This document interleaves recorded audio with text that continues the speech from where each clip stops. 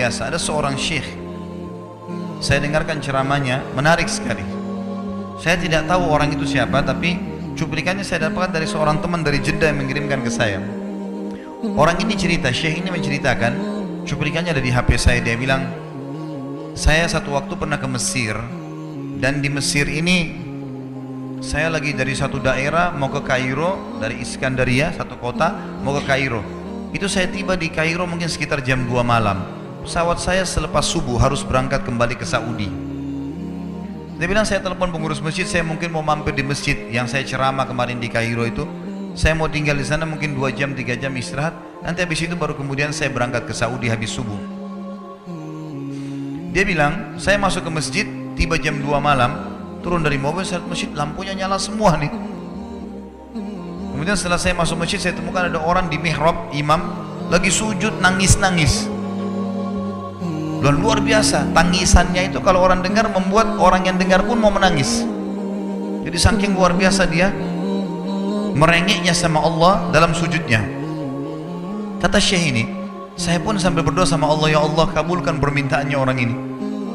Walaupun saya belum tahu apa yang diminta gitu. Dia bilang selesai dia sholat, saya dekati dia, saya bilang, Masya Allah, doa apa ini? Luar biasa ini. Doa yang diikuti dengan tangisan di sepertiga malam menjelang subuh. Allah turun ke langit bumi, dikabulkan nih. Dia bilang, demi Allah syekh. Karena syekh ini orang Arab biasanya panggil, bisa orang pintar, bisa orang kaya, bisa orang tua. Jadi kalau antum dipanggil syekh, jangan bangga dulu ya. Karena banyak maknanya itu ya. Jadi dipanggil syekh, dia tidak tahu, biasa juga di Saudi begitu ya. Kalau ada orang kita tidak kenal dipanggil syekh, syekh sini syekh. Walaupun antum bukan syekh sebenarnya gitu. Ya. Maka dia bilang, demi Allah syekh. Dia tidak tahu kalau ini orang memang ulama gitu. Istri saya sekarang lagi dirawat di rumah sakit dan saya harus bayar 14.500 jenih atau ponnya Mesir. Saya harus bayar rumah sakit. Kalau enggak istri saya enggak bisa dioperasi. Ini sudah parah sekali. Kata syekhnya, jadi gara-gara itu kau sujud sama Allah. Dia bilang, iya, lanjutkan nangis sama Allah. Allah tidak akan menyanyiakan orang yang ikhlas minta padanya. Lanjutkan, nikmati sujudmu, pasti Allah akan berikan jalan keluar. Dia bilang, iya baik. Orang itu dia bilang kembali lagi ke mihrab, nangis lagi, sholat sujud sama Allah, ya Allah. Dan dalam doanya begitu, ya Allah, istri saya mau dibayar besok rumah sakitnya, jumlahnya sekian, saya tidak pegang uang 1 jenih pun. Ini 14.500 jenih, banyak sekali. Maka dia bilang, orang ini bilang, baiklah kalau begitu.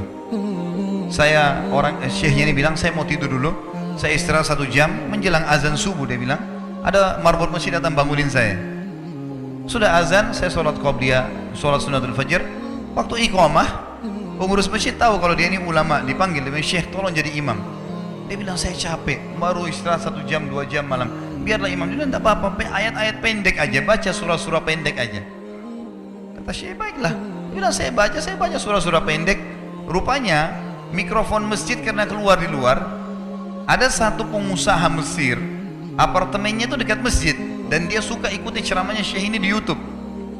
Dia bilang, turun dari apartemennya, ikut sholat berjamaah di masjid, karena dia kenal suaranya orang ini gitu. Begitu selesai sholat, dia bilang, saya lagi zikir, datang orang itu.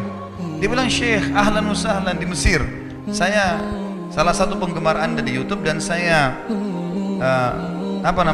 dengar suara tadi. Saya tadi mau sholat di masjid lain, saya ke masjid ini. Dia bilang, syekh, saya mau minta tolong satu hal. Kata syekhnya, kenapa? Dia bilang, saya sudah ngitung zakat uang perusahaan saya harus alokasikan 14.500 jenih. Kata syekhnya, orang itu bilang, saya mau alokasikan zakat saya 14.500 jenih. Kata syekhnya, saya nangis, dengar itu, nangis, saya terisak-isak. Kata orang itu, kenapa anda nangis? Syekh bilang, saya nggak bisa jelasin. Dia bilang, saya nangis terus. Kemudian saya lihat ke kiri kanan di sof, mana orang yang tadi malam sholat tahajud itu? Rupanya ada di ujung. Dipanggil sama syekh, fulan kesini, datang. Dia bilang, ceritakan masalah kamu apa? Dia bilang, syekh, saya punya masalah, istri saya dioperasi, harus bayar 14.500 jenih hari ini, kalau tidak nggak operasi. Kata syekhnya, tiba-tiba si pengusaha ini nangis-nangis. Orang ini juga heran, kenapa kalian berdua menangis? Dia pasti bingung kenapa gitu. Kata syekhnya, biarin orang ini yang jelaskan. Yang punya usaha bilang apa? Demi Allah Syekh, saya sudah 1 minggu taruh uang ini di lemari saya, sudah 1 minggu. Setiap hari istri saya bilang, turunkan, lakukan haknya Allah, zakat itu keluarkan. Dia bilang, saya ingin dapat 1 orang yang saya kasih langsung daripada saya bagi-bagi. Saya mau 1 orang saya kasih, selesaikan masalah dia, dan Allah selamatkan saya di akhirat. Orang ini jadi nangis. Orang yang punya minta butuh nangis. Kata pengusahanya, ini uangnya silakan, 14.500. Semoga Allah selesaikan urusan saya di akhirat gara-gara saya bantu kamu. Kata syekhnya, demi Allah yang terjadi, orang ini yang siapa namanya, orang yang punya uang ini yang dikasih uang, dia tiba-tiba lupakan saya dan lupakan si pemilik uang. Dia langsung angkat kepalanya ke langit sambil menangis mengatakan, ya Allah, aku mencintaimu. Terpenuhi kebutuhannya gitu ya. Kuasa Allah. Teman-teman, cuman kita selalu buru-buru. Kalau seseorang kita di perusahaan mau dinaikkan gajinya saja, mau naikkan jabatannya, dia harus tulis permohonan. Tidak mungkin juga baru hari ini dimasukkan kemudian ketuk ruangan di rootnya, mana permintaan saya kemarin, atau hari ini, nggak mungkin. Seminggu dia sabar, 2 minggu dia sabar dengan berharap datang panggilan. Kenapa dengan Allah Subhanahu wa Ta'ala kita tidak begitu, teman-teman? Banyak orang buru-buru, dan kebanyakan orang mau menggantungkan permintaannya kepada Allah hanya pada hal-hal yang kecil, hal yang besar tidak, atau sebaliknya, hal yang besar, hal yang kecil tidak. Kenapa tidak pernah minta sama Allah dikasih motor, dikasih mobil, dikasih rumah? Kenapa hanya minta kalau penyakitnya dihilangkan baru kembali kepada Allah?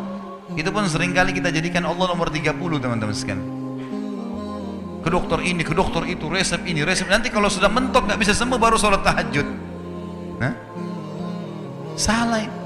Islam mengajarkan kita apa? Sebelum makan berdoa, sebelum tidur berdoa, sebelum aktivitas berdoa, sebelum ke dokter doa dulu supaya Allah jadikan kesembuhan. Karena dokter resepnya cuma semoga lekas sembuh, tidak ada pasti sembuh. Makanya teman-teman sekalian, kembali kepada Allah adalah jalan yang paling luar biasa gitu. Coba merengek kepada Allah SWT. Allah pasti tidak akan pernah memungkiri janji-janjinya.